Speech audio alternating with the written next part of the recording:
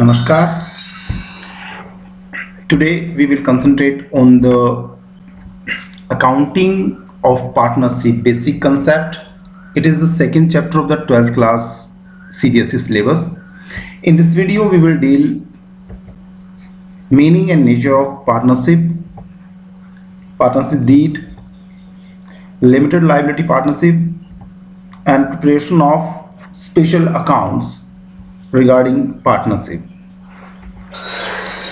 As far as 12th class syllabus is concerned, the meaning of partnership and features, these are same as we have studied in the business study of 11th class. जो 11वीं class में पढ़ चुके हैं वही theoretically 12th class में meaning और feature के रिगार्डिंग सेम है आपका.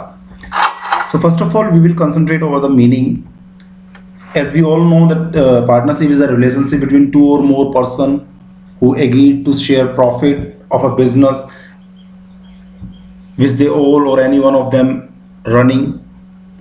Means पार्टनरशिप एक ऐसी दो या दो से ज्यादा व्यक्तियों के बीच का एग्रीमेंट है. It's an agreement.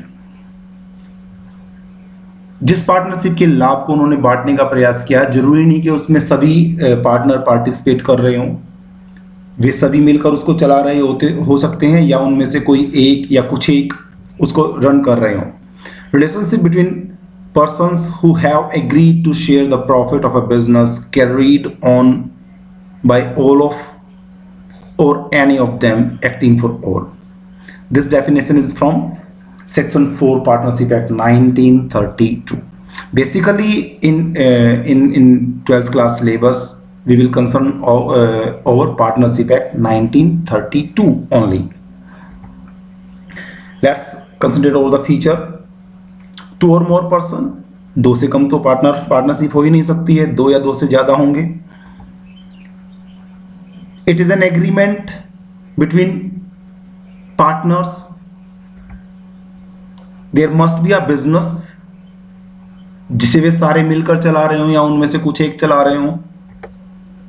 Mutual agency, we need to understand the meaning of mutual agency. When a person work for another person and make liable that another person who appoint him to do that particular job, then the person who is acting is called agent. Partnership is a mutual agency. Mutual agency means every partner is the agent of every other partner. चार partner है तो चारों partner एक दूसरे के लिए they will work like an agent. It is an act of every partner will bind other remaining partner with the act. It is called mutual agency. Sharing of profit, there must be a sharing of profit. If a partner, then he or she must get some share of profit. Liability of partnership. As far as Partnership Act 1932 concerned, then the liability of partner is unlimited. I repeat again, as far as Partnership Act 1932 concerned, then the liability in this act, liability of the partner is unlimited, right? Now we will concentrate over limited liability partnership. अभी हमने बताया कि Partnership Act 1932 के अंदर registered जो भी partnership firm है उसके अंदर liability of the partner is unlimited. उनकी लाइबिलिटी अनलिमिटेड है. But in India we have an another act that is limited liability partnership act 2008. Limited liability partnership act 2008. If a company is if a partnership firm is registered under Limited Liability Act Act 2008, then the liabilities of the partner may be limited to a limit, right, to a particular set amount which is being declared by the partner. So we have two running Partnership Act in India. One, Partnership Act 1932, If a partnership firm registered under that act, then the liability of the partners will be unlimited.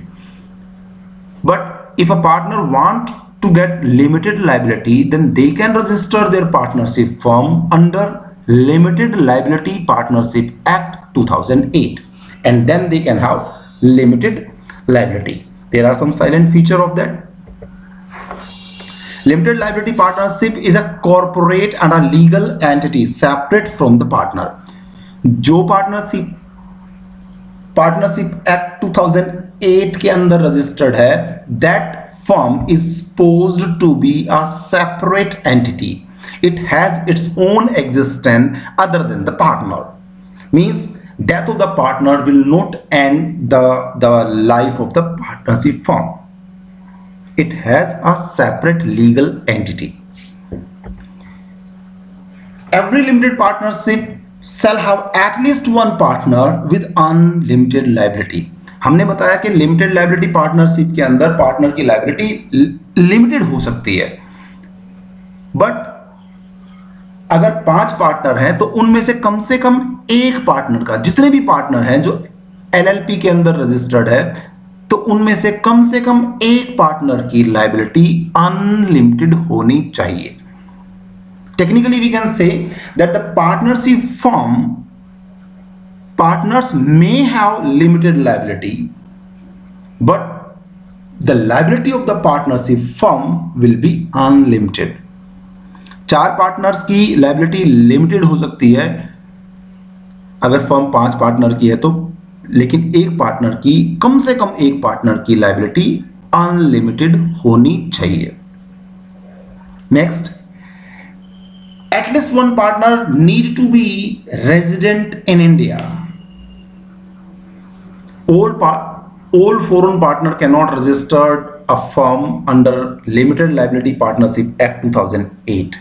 At least one partner must be resident of India. When a firm is being registered under LLP 2008, then the Partnership Act 1932 will not apply. ये तो सही है कि अगर आपने firm partnership limited liability partnership act 2008 के तहत register करवाई है, तो फिर आपके ऊपर पार्टनरशिप एक्ट 1932 लागू क्यों होना चाहिए. The limited liability partnership has a perpetual succession. इसकी लाइफ, इसका एग्जिस्टेंस हम पहले बता चुके, इसका एग्जिस्टेंस पार्टनर से अलग है, and it will keep running. Central government has the power to peep into the affairs of the firm. Central government को ये पावर है कि वो पार्टनर्स लिमिटेड लायबिलिटी पार्टनरशिप की बिजनेस के अंदर झांक कर देख सकती है कि उसमें उसकी लायबिलिटी के कंसर्न में जो उसका अफेयर है दैट इज एप्रोप्रिएट और not. So this is all about limited liability partnership. लेकिन हमें इस एक्ट का, लिमिटेड लायबिलिटी पार्टनरशिप एक्ट 2008 का, अपने अकाउंट्स प्रिपरेशन में कहीं भी इसका कोई रेफरेंस नहीं है. It is theoretical only in the syllabus. Now partnership deed.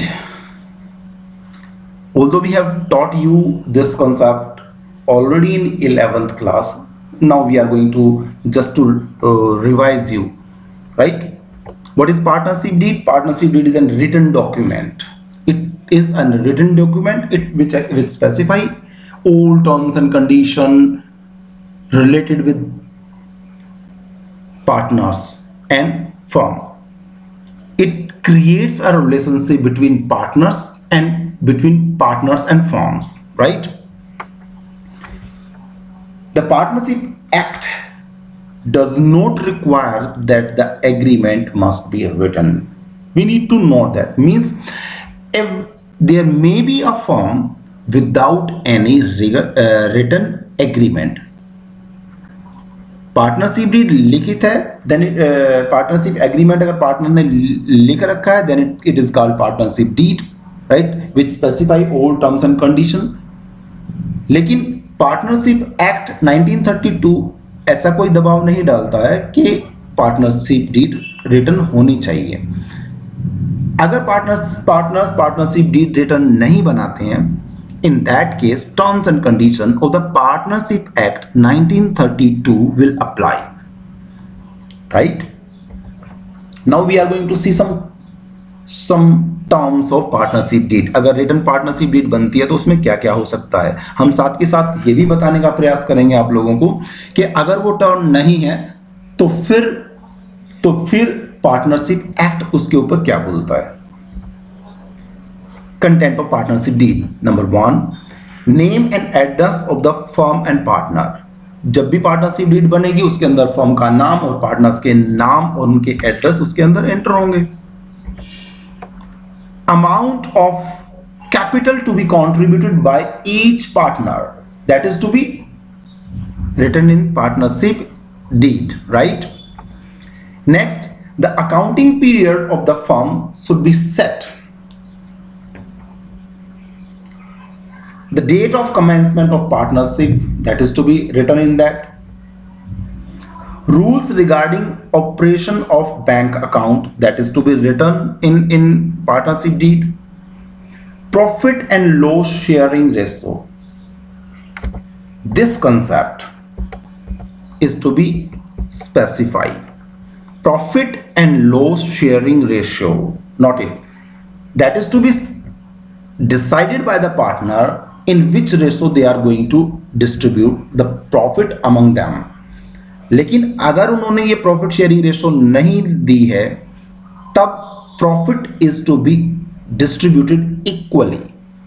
अगर पार्टनर्स ये डिसाइड नहीं करते हैं कि उनका प्रॉफिट शेयरिंग रेशो क्या रहेगा, तब उनका profit sharing ratio partnership act 1932 के तहत डिसाइड होगा and that is equal.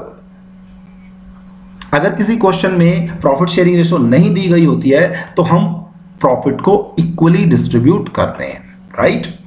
Next, rate of interest on capital, that is to be decided. Loan, interest on loan to be decided.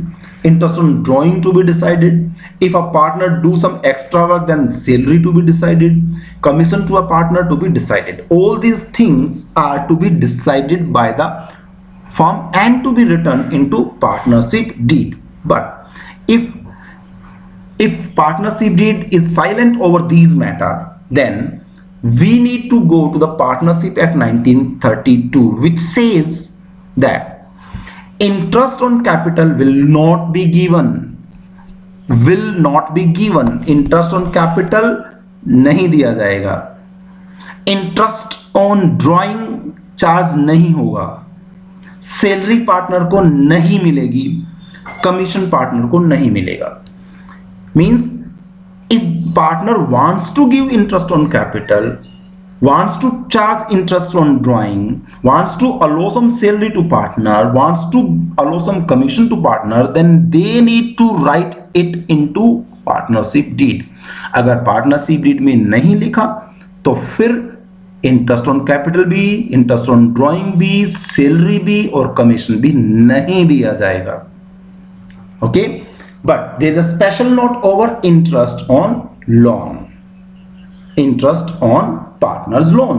अगर partners loan का interest की rate partnership deed में लिखी है तो बहुत अच्छा, उसी पे दी जाएगी फिर तो। लेकिन अगर पार्टनर्स ने लोन की इंटरेस्ट नहीं स्पेसिफाई करी है then it will be 6%। Okay, मतलब अगर क्वेश्चन में ये नहीं बोल रखा कि इंटरेस्ट ऑन कैपिटल देना है कि नहीं देना तो आपको नहीं देना है, इंटरेस्ट ऑन ड्रॉइंग देना है कि नहीं देना तो फिर नहीं, सैलरी देनी है तो लिखी होगी, नहीं देनी है, नहीं लिखी है तो नहीं देनी है। कमीशन ऑन टू पार्टनर, ये भी अगर इसके बारे में कुछ नहीं है तो कमीशन आपको नहीं देना, डीड के अंदर होना चाहिए। इंटरेस्ट ऑन लोन, अगर उसके बारे में बोल रखा है तो जितना बोल रखा है उतना इंटरेस्ट आप दोगे, लेकिन अगर कुछ नहीं बोल रखा है तो भी इंटरेस्ट के ऊपर लोन आपको 6% देना है। 6% पर annum is to be allowed. Next, mode of auditor's appointment, if any, if partnership comes into that criteria, or if a firm is being ordered to get their accounts to be audited by some auditor, then the appointment rules should be specified. The rights, duties and liabilities of each partner to be specified. If not specified, then every partner is being liable for every responsibility, every liability of the firm. Treatment of loss arising out of insolvency of one or more partner.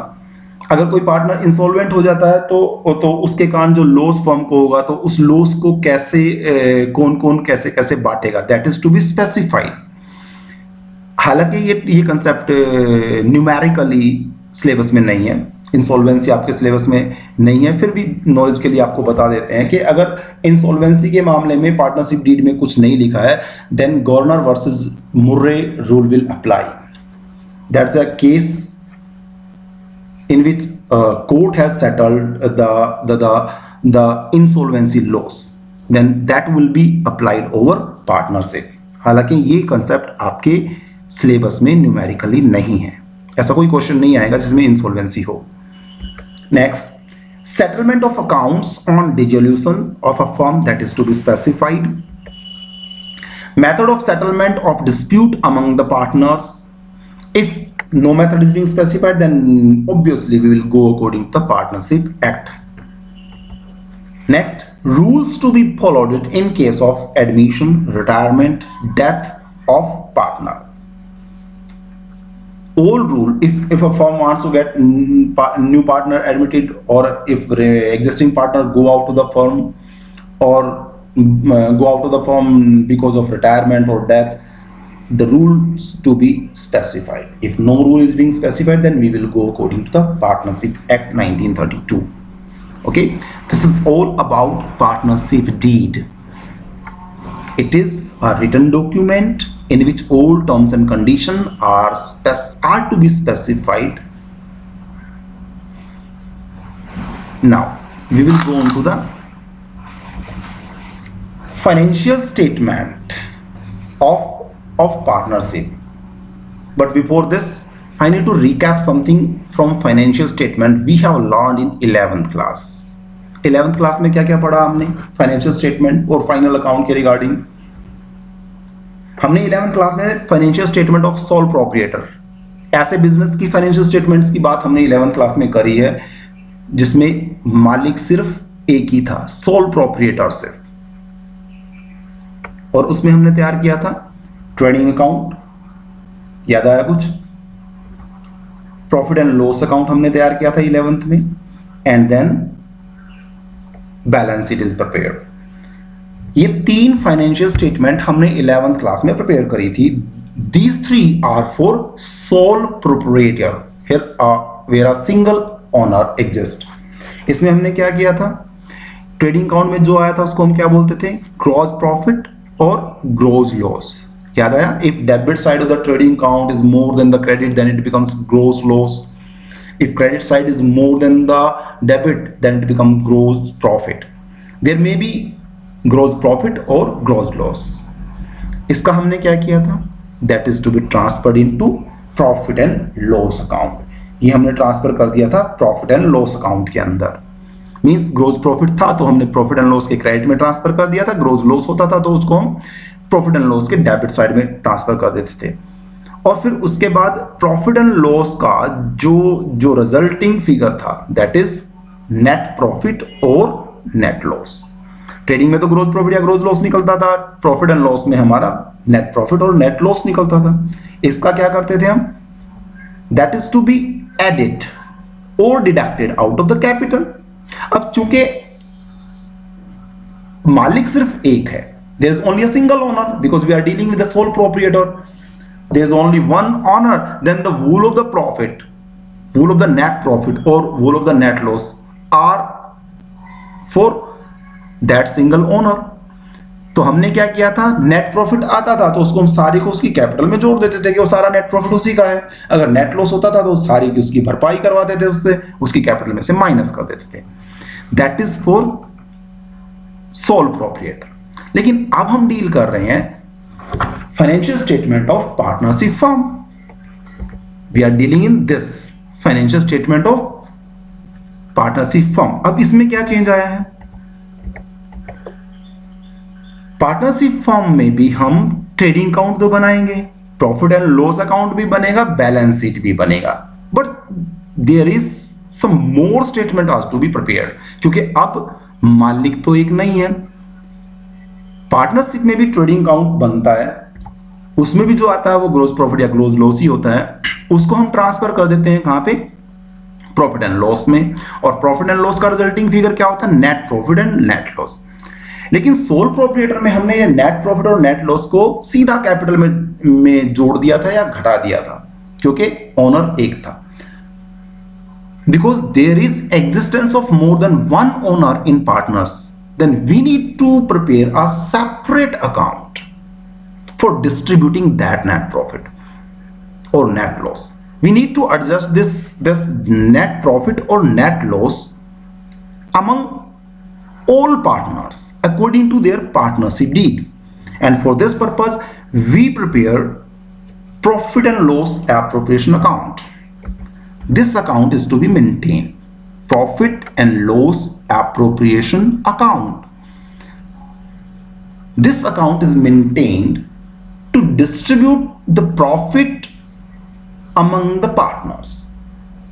अगर एक ही partner होता तो हम सारा उसकी capital में जोड़ देते, अब चूंकि पार्टनर हमारे पास एक से ज्यादा है, then we need to prepare another account with the name profit and loss appropriation account.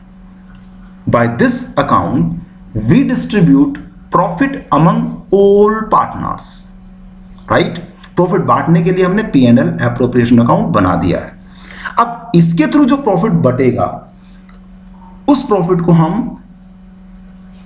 सभी पार्टनर के कैपिटल अकाउंट में ट्रांसफर कर देंगे, and for this purpose we will prepare capital accounts of each partner. We need to prepare capital account of each partner. मान लिया दो partner है, ए तो ए की कैपिटल में डाल देंगे, ए के कैपिटल अकाउंट में उसके हिस्से का प्रॉफिट जाएगा, और बी की कैपिटल अकाउंट में उसके हिस्से का प्रॉफिट ट्रांसफर हो जाएगा। और जब दोनों के कैपिटल अकाउंट के कैपिटल बैलेंस निकलेंगे, then that balance is to be transferred into balance sheet. Getting the point? जो नेट प्रॉफिट आता है उसके लिए, उसको डिस्ट्रीब्यूट करने के लिए profit and loss appropriation account बनाते हैं, और प्रॉफिट एंड लॉस अकाउंट के थ्रू जो प्रॉफिट डिस्ट्रीब्यूट होता है that is to be shown in their respective capital accounts, और फिर जो कैपिटल अकाउंट का बैलेंस होता है that is to be transferred into balance sheet. This is whole system of partnership financial statement. हम ये मान के चलेंगे कि आप लोगों को ट्रेडिंग अकाउंट, P&L अकाउंट तो हमने बनाना सिखा दिया है। In this chapter we will basically concentrate our preparation of profit and loss account and capital accounts of partners, right? Is that clear? Now we will take an example for preparing these accounts and general entry regarding the transactions related to profit and loss appropriation account and capital accounts, right? Let's see an example. Read this example please. We have three partner ABC. Their capitals are given 3 lakh, 2,50,000, 2 lakh respectively, and now there are some points which are being shown in their partnership deed. अब partnership deed क्या बोलती है? Interest on capital 10% per annum देना है, salary to A 4,000 per month, उसको salary देनी है, interest on drying of the partner is 12% पर annum which is 2,000, 3,000, 5,000। मीन्स हमें कैलकुलेट करने की जरूरत नहीं पड़ेगी, डायरेक्टली इंटरेस्ट ऑन ड्राइंग उनका दे रखा है 2,000, 3,000, 5,000। Commission to be at the rate 10% on net profit. Profit sharing ratio is given 5:3:2. Their firm has generated net profit, means उन्होंने उनके P&L अकाउंट में प्रॉफिट एंड ट्रेडिंग अकाउंट बनाया, फिर net profit निकालने के लिए P&L अकाउंट बनाया जिसमें उनका प्रॉफिट कितना आया है 2 लाख रुपया, और इस 2 लाख को डिस्ट्रीब्यूट करने के लिए we need to prepare profit and loss appropriation account, right. और उनकी एनुअल ड्राइंग्स दे रखी हैं 20,000, 30,000, 50,000। We need to prepare P&L appropriation account and capital accounts, right. इसको बनाने से पहले हम एक चीज और देख लें। There will be 2 journal entry for following.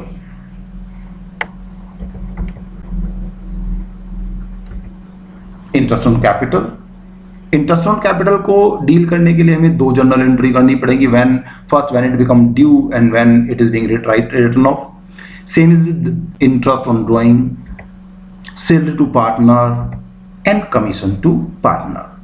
इस क्वेश्चन के अंदर हमें इंटरेस्ट ऑन कैपिटल के लिए 2 जर्नल एंट्री पास करनी है, सैलरी के लिए भी 2 एंट्री पास करनी है, ड्राइंग इंटरेस्ट ऑन ड्राइंग के लिए भी 2 जर्नल एंट्री पास करनी है, और कमीशन के लिए भी 2 जर्नल एंट्री पास करनी है, राइट।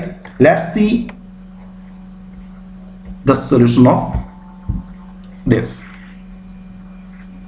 ये हमारा क्वेश्चन है, वही ABC आर पार्टनर, उनकी कैपिटल दे रखी है 3 लाख, 2,50,000, 2 लाख, और फिर उनकी इंटरेस्ट ऑन कैपिटल के बारे में बोल रखा 10%, सैलरी A को 4,000 रुपया, that the whole question, right. और नेट प्रॉफिट उनका 2 लाख रुपया है, और उनकी annual drawing 20, 30, 50,000। And we need to prepare general entry. हमें जनरल एंट्री तैयार करनी है, फिर हमें प्रॉफिट एंड लॉस अकाउंट तैयार करना है, and then we need to prepare 3 capital accounts of A,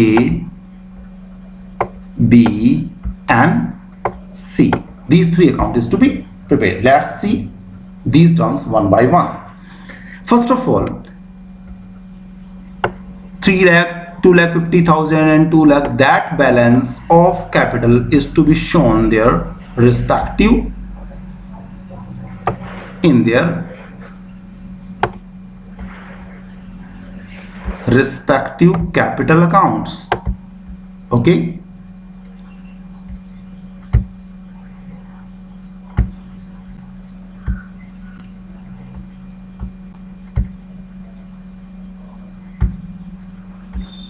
and A का बैलेंस कितना था हमारा 3 लाख, एंड व्हाट अबाउट बीज,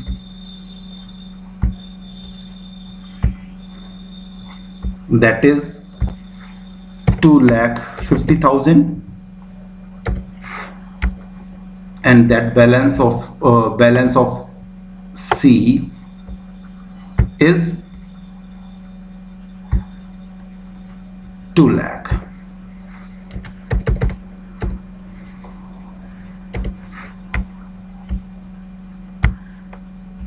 This is all about their balance. First we have done that, we have transferred balances given to their respective capital account.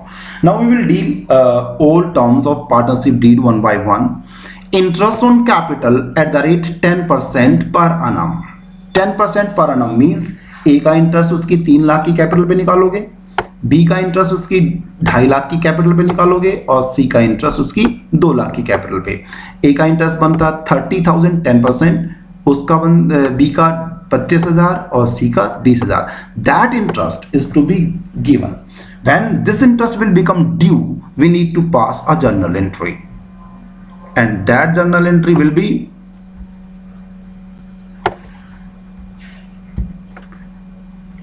interest on A's capital debit, interest on B's capital debit, interest on C's capital debit, and that interest is to be transferred into their capital account, A's capital account to B's capital account and to C's capital, and the amount will be, A का capital आ रहा हमारा 30,000 because deed says 10%, and 25,000 is for B, and 20,000 because the capital of C is 2 lakh, then the 10% is 20,000, and the same amount will be shown in their capital account 30,000। हम ये मान के चल रहे हैं कि ये चीज आपकी समझ में आई होगी। 25,000 for B and then 20,000 for C, right? This will be the journal entry when interest become due on capital, that is 25,000. अब चूंकि capital account of all three partner is credit, then we need to enter this amount in their capital account in credit side. So ledger posting इसकी क्या रहेगी? A के capital account में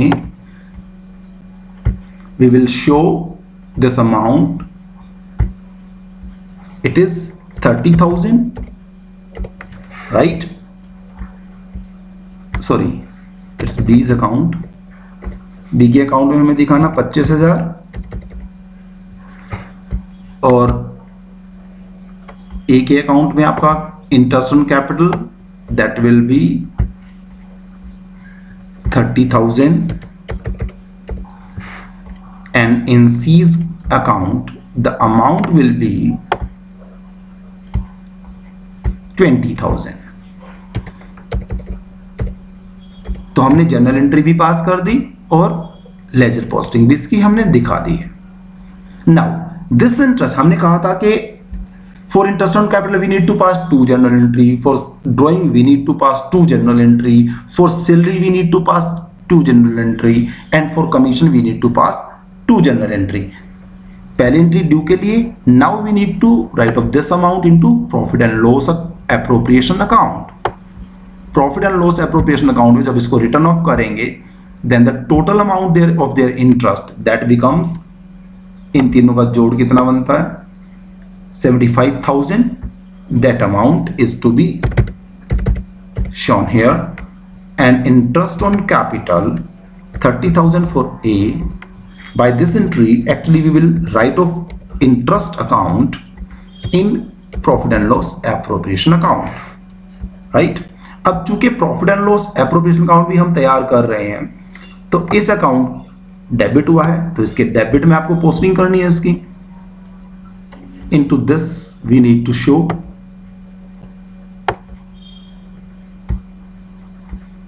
to interest on capital. A का interest कितना है आपका 30,000, B का इंटरेस्ट है 25,000 और सी का इंटरेस्ट है आपका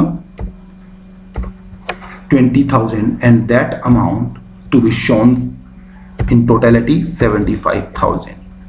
That would be the ledger posting of this journal entry, right? So we have done both entries of regarding interest on capital. Now we are at salary. एक को सैलरी दी गई है 4,000 per month. Noted, we prepare financial statement for whole of the year, लेकिन amount आपको per month दे रखी है, so we need to convert into annual amount. एक महीने की 4,000 सैलरी बनती है तो आपकी एक ही 12 महीने की salary 48,000 that is to be entered.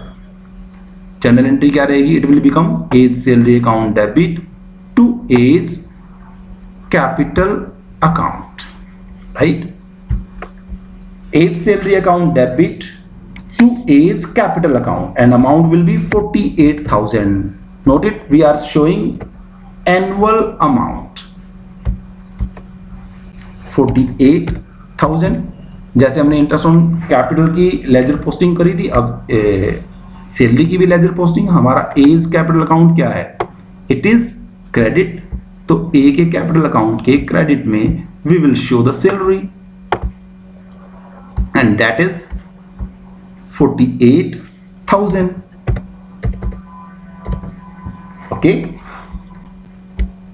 जैसे हमने इंटरेस्ट ऑन कैपिटल को रिटर्न ऑफ किया था प्रॉफिट एंड लॉस एप्रोप्रिएशन में, ऐसे ही सैलरी को भी अब रिटर्न ऑफ करेंगे. Profit and loss account debit to A's salary. तो profit and loss 48,000 and A's salary 48,000. अब चूंकि profit and loss appropriation account is debited, then we will enter this amount into the debit side of profit and loss appropriation account, and the amount is 48,000. Ledger posting भी होगी इसकी. Now salary की भी दोनों transaction कर दी हमने. Third is interest on drawing and amount is directly given, we need not to calculate the amount. हालांकि interest on capital, interest on drawing को हम सेपरेटली कैलकुलेट करना सीखेंगे in some other videos, right. यहाँ पे डायरेक्टली आपको amount दे रखी है interest on capital, sorry interest on drawing 2000 A के लिए, 3000 बी के लिए और 5000 सी के लिए। सो फॉर दिस एक चीज और नोट करें, interest on capital is to be given by the firm to the partner, क्योंकि पार्टनर ने कैपिटल फर्म को दे रखी है तो उसके ऊपर इंटरेस्ट फर्म देगी, और ड्राइंग पार्टनर ने फर्म से ले रखा है तो इंटरेस्ट पार्टनर फर्म को अलाउ करेंगे। So it is actually a gain for the firm. Interest on drawing firm के लिए गेन है। So the journal entry will be the capital account of the partners are to be debited and interest on drawing is to be credited because it is some type of gain for the firm. 2000 of A, 3000 of B and 5000 of C, and the amount in interest on drawing account 2000 A's and 3000 B and 5000 for सी। इसकी ledger posting, तीनों के capital account debit है तो हमें capital के debit में interest on drawing के नाम से 2000 रुपया तो एज कैपिटल अकाउंट में और 2000 रुपया बीज कैपिटल, 3000 रुपया बीज कैपिटल अकाउंट में और 5000 रुपया C's capital account. Is that clear?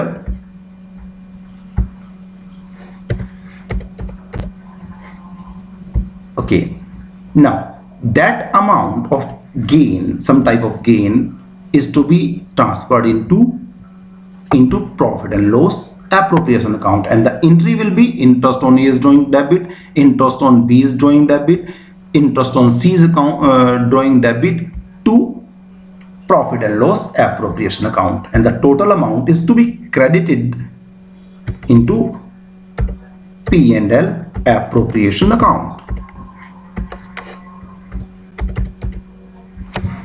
Total amount कितनी बनती है?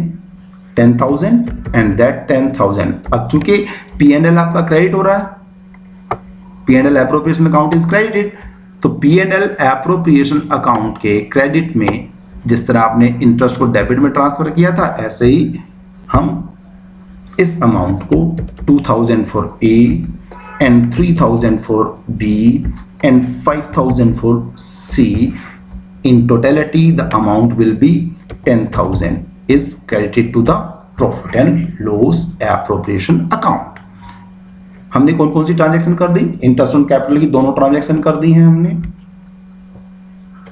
ये वाली सैलरी ऑफ ए ये भी कर दिया दोनों। इसी तरह हमने इंटरेस्ट ऑन ड्राइंग की दोनों ट्रांजैक्शन भी कर दी है।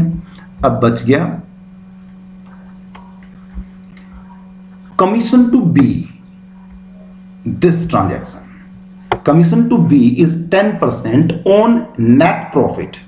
नेट प्रॉफिट का 10% आपको बी को कमीशन देना है, and our net profit is 2 lakh, तो 2 लाख का 10% 20,000 बी को मिलेगा कमीशन के रूप में। इसके लिए जनरल एंट्री क्या रहेगी? B's commission account debit to B's capital account 20,000। Why 20,000? Because partnership deed provides that 10% of net profit। तो 10% ऑफ नेट प्रॉफिट, हमारा नेट प्रॉफिट 2 लाख रुपया है, तो 20,000 रुपया बी के कमीशन का मिलेगा। फॉर दिस एंट्री बीज कैपिटल अकाउंट इज क्रेडिटेड, तो बी के क्रेडिट में, बी की कैपिटल के क्रेडिट में हम उसके कमीशन की एंट्री कर देंगे, and the amount is 20,000। Okay, जैसे इंटरेस्ट ऑन कैपिटल को या जैसे सैलरी को रिटर्न ऑफ किया P&L एप्रोप्रिएशन अकाउंट में, ऐसे ही हम P&L एप्रोप्रिएशन अकाउंट में कमीशन को रिटर्न ऑफ करेंगे। तो P&L appropriation account debit to B's commission, P&L appropriation account debit to B's commission, the amount is 20,000 20,000, right. अब आपका P&L appropriation account, this is debit, तो P&L एप्रोप्रिएशन अकाउंट के debit में you will enter बीज commission with amount 20,000। Is that clear? 20,000 रुपया calculate हो गया हमारा। हमने पार्टनरशिप डीड की 4 टर्म को सोल्व कर दिया। अब बताया गया है कि profit and loss is to be shared in 5:3 ratio, लेकिन प्रॉफिट है कितना आपका? Net profit. ग्रोथ प्रॉफिट हम ट्रांसफर कर दें P&L अकाउंट में, P&L का नेट प्रॉफिट हम ट्रांसफर कर देंगे P&L appropriation account credit side by P&L account, and the amount will be 2 lakh. 2 lakh रुपया हमने profit and loss appropriation account के क्रेडिट में ट्रांसफर कर दिया प्रॉफिट एंड लॉस अकाउंट का balance which was net profit. अब सब कुछ आपने कर दिया, सारी जनरल एंट्री सोल्व कर दी। Now we will find out the balancing figure of profit and loss account. जिस तरह ट्रेडिंग अकाउंट क्या, यदि डेबिट ज्यादा आ जाए तो ग्रोस लॉस होता है और क्रेडिट ज्यादा आ जाए तो ग्रोस प्रॉफिट होता है, और जिस तरह प्रॉफिट एंड लॉस का डेबिट ज्यादा आ जाए तो नेट लॉस है, प्रॉफिट एंड लॉस अकाउंट का यदि क्रेडिट ज्यादा आ जाए तो नेट प्रॉफिट आता था हमारा। इसी तरह profit and loss appropriation account का यदि क्रेडिट ज्यादा आए then it is divisible profit. वो प्रॉफिट जो उनको बांटना है उनके रेशियो में, और यदि क्रेडिट साइड डेबिट ज्यादा आ जाए तो फिर it will become divisible loss. Getting the point? इस सिचुएशन में जो क्वेश्चन हमारे क्वेश्चन की जो सिचुएशन है, we have credit more than debit, so we are going to have divisible profit. Total कितना हो रहा है? 2,10,000। 2,10,000 को यहां लिखेंगे, माइनस, ऊपर माइनस कितना करना हमें? 1,43,000। 75,000, 2,23,000, 2,43,000, 67,000. So we are getting 67,000 as divisible profit. Let me check it again. 87.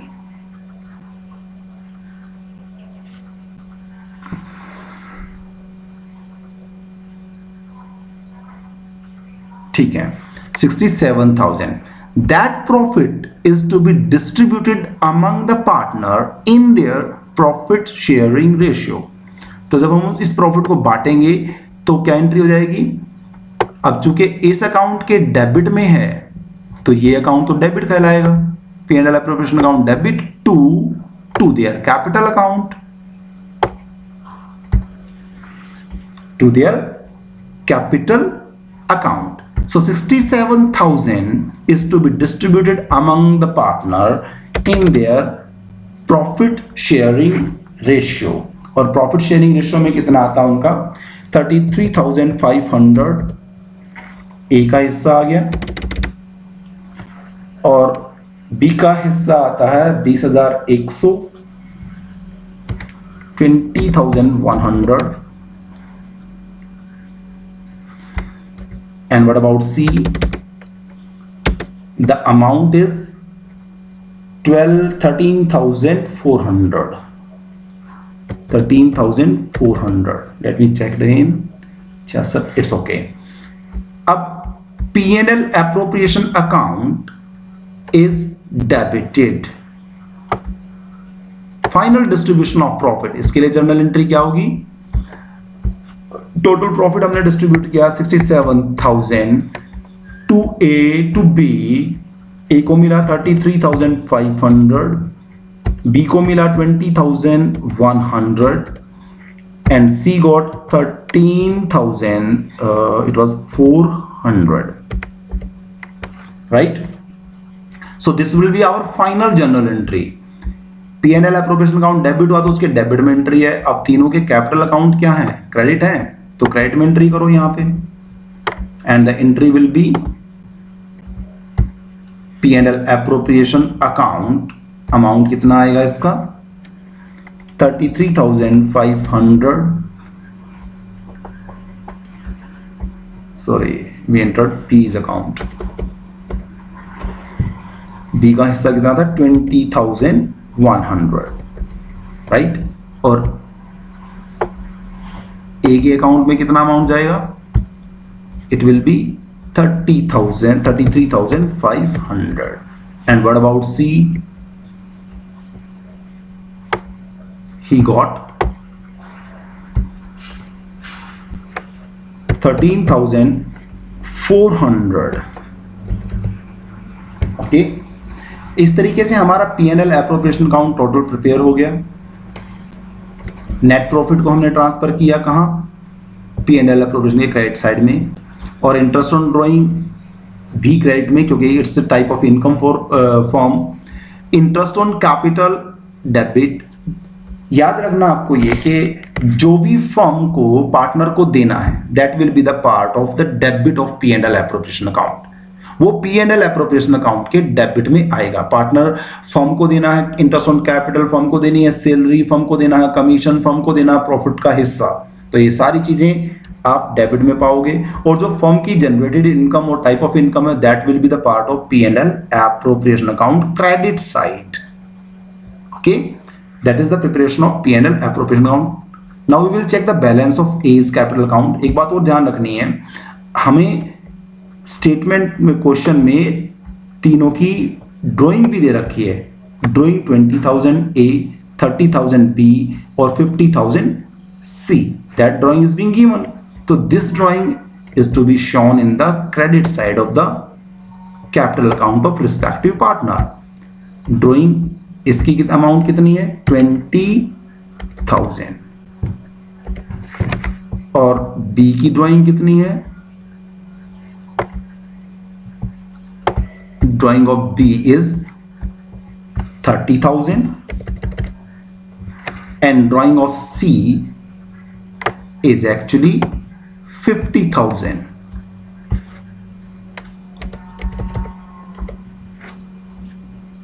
Now can you calculate the balance of these account?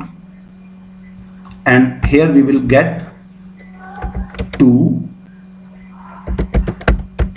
balance CD. मैं एक का बैलेंस आपको निकाल के दिखा देता हूं। आई होप कि आप B और C का बैलेंस खुद निकाल पाओगे। Total of this side is 4,11,500, 4,11,500, 4,11,500। Balance कितना निकलेगा आपको 91,500, 3,89,500, 3,89,500। This will be the balancing figure. और इसी तरीके से आप लोग खुद B का C का बैलेंस निकाल लोगे। I hope that you are able to understand how to treat the simple question of partnership accounts. 3 partner थे, कैपिटल दे रखी है, इंटरेस्ट ऑन कैपिटल डील करना, इंटरेस्ट ऑन ड्राइंग डील करना, salary, commission, and you need to divide the profit. Especially you need to take the care of journal entry. दोबारा बोल देते हैं, interest on capital के लिए 2 जर्नल एंट्री करनी है, इंटरेस्ट ऑन ड्राइंग के लिए 2 जर्नल एंट्री करनी है, इंटरेस्ट ऑन कैपिटल के लिए भी आपको 2 जर्नल एंट्री करनी है, सैलरी, कमीशन, इनके लिए भी 2 जर्नल एंट्री करनी है, right? Okay, this is all about this question.